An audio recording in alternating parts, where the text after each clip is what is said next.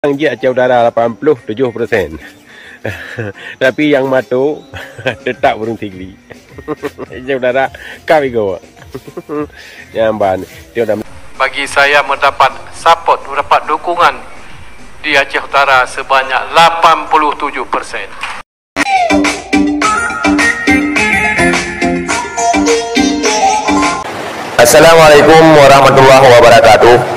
Saudara sekalian, Aceh Utara menyumbang suara untuk Mualim 87%. Oleh karena hal tersebut, Mualim mengatakan dia tidak jadi meramah tupung. Itu diakui sendiri oleh Mualim.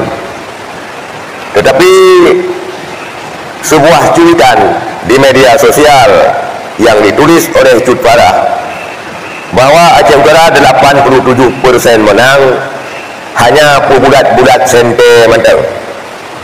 Dan dengan hal terkait pula, Gesik Mansur pada sebuah pernyataannya ketika mengiyakan perkataan Mualim bahwa penduduk Aceh Tengah adalah penduduk asli, beliau juga menyebutkan Aceh Utara jit menang 87%, tetapi payah kap-kap jaro yang mengatur tetap awak sigi.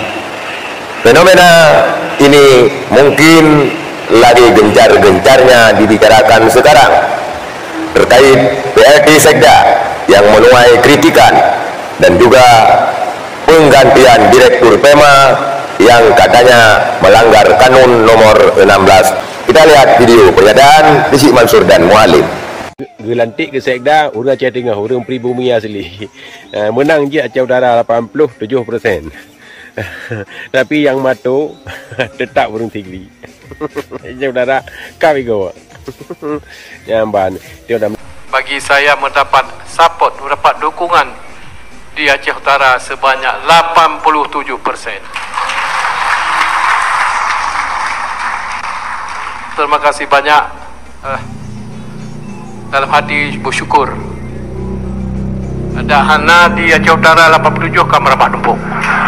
Itulah pernyataan Gesik Mansur dan juga pernyataan Mualim. Tetapi pernyataan Gesik Mansur ini kalau dilihat-lihat, dirasa-rasa dan diraba-raba memang benar adanya.